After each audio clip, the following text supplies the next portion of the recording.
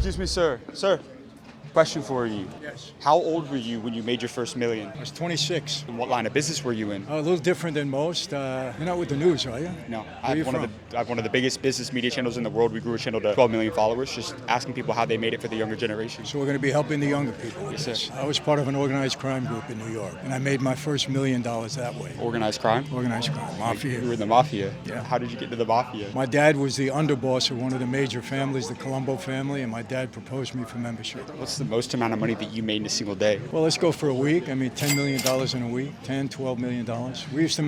We used to bring into our operation $8 to $15 million a week. How is that possible? We were defrauding the government out of tax on every gallon of gasoline. And I was selling 500 million gallons of gas a month, taking down 30, 40 cents a gallon. Can we interview you for a minute real quick? Ask you a couple quick questions for the channel. As long as it's helping the kids, yeah. Is that cool? Yeah. What's a lesson about business you learned from doing business in the Mafia that school will never teach somebody? Business is business. It's whether you're doing it on the street or you're doing it in a legitimate world, you got to follow a certain pattern. And I always went by the motto, do what you do best, delegate the rest. I got the right people around me. I motivated them to do the work that I knew I wouldn't do. And I was kind of the mastermind of the leader, and worked out. Same way now. So you brought up delegating. When you found those people, how did you retain those A players, that top talent? Because it's one of the hardest things to do in business. And we know that talent is ultimately the end game in business. How do you keep great talent around you? Treat them right. Give them your expectations right up front. Treat them right, even though you're the boss and you're the leader. You know, I always said this. There's a difference between a leader and being a boss. You know, a leader is only a leader when somebody willingly wants to follow them. And so if you set that tone with your people and they believe in you and they're committed to the business, that's when you can have success and keep them. Unless they're doing something wrong and you know it, they just weren't the right person. Craziest deal you ever closed? Oh, you don't want to know. Tell me. Craziest deal I ever closed was with the government, the U.S. government. Back when you were in the Mafia? Yeah. How did that happen? I would rival that with sitting down with John Gotti. But the government was probably my most successful negotiation was with the government. Because if I didn't negotiate properly, I wouldn't be standing here. I'd be doing life in prison. So how did you negotiate with the government? I went in there with an advantage because they wanted me really bad and I had beaten them 5 times. So I knew I had the edge on them. They wanted to get a conviction on me. And so if I was willing to give them that, then they had to give me something in return. Basically, I had a huge fine, huge restitution. I had a helicopter, a jet plane. I gave them all of that. Gave them a bunch of money at the time. But I got a very low prison sentence as a result compared to what I could have got.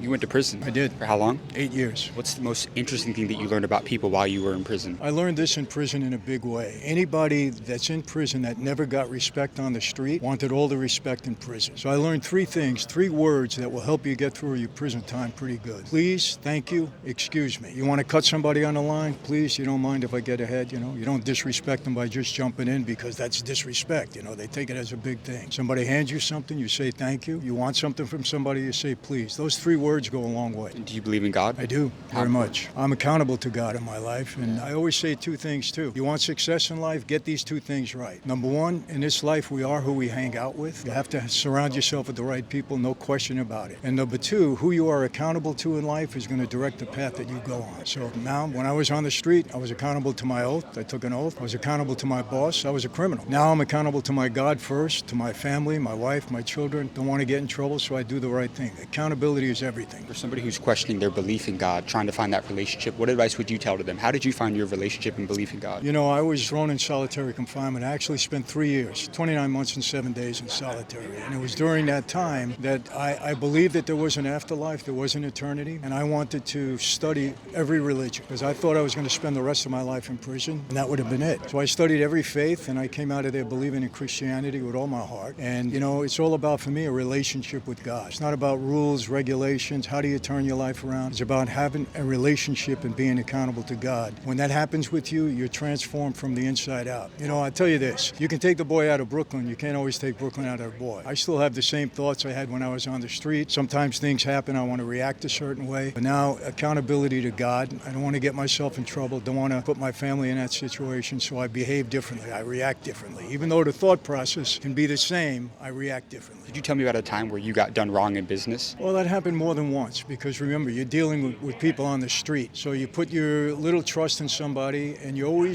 never trust anybody 100% no matter who it is. But I trusted in people, you know. I'll give you an example. This is a silly example, but I'll give you an example. There was a guy that was really in bad shape. I gave him a job, right? I gave him $3,500 a week back then. This is in the late 70s, early 80s, to go to gas stations and collect my money. Somebody handed him a paper bag, they brought it to me. That was it. After about 6 months, he came to me and asked for a raise. And I said to him, do you think you're worth $3,500 a week? I'm doing you a favor. Well, your problem is you're counting the money in the bag and looking at how much money I'm making and think that you deserve that. I said, so you're fired. And he, you know, I wasn't going to fire him. I was trying to teach him a lesson. I said, no, you're fired. Don't talk to me ever again. You're gone. And he came back because he really needed the money. But it taught him a lesson. Don't count my money. Just do your job. That's it. Your last message to the younger generation. Somebody, they don't come from money. They don't come from a rich family. They want to make it like you did. What's your last message to the younger generation watching this right now? Give them one more golden nugget. Let me tell you something. Determination is everything. Don't ever feel sorry for yourself. Don't ever think somebody's going to give you a handout or help you. You got to work. When I started, my dad went away when I was a young kid. I got in serious trouble. I was on trial when I was 19 years old. I had no money. I had no money even to pay a lawyer. But I was determined to make it. So you got to do it on your own. Don't expect anybody to help you. You got to be determined, and don't let anybody dissuade you. If you feel you have the ability to do something, then it's your determination that's going to make it happen, nothing else. I love it. You got amazing advice, my friend. Appreciate it. Thank you so much for your time. You got it. Appreciate you.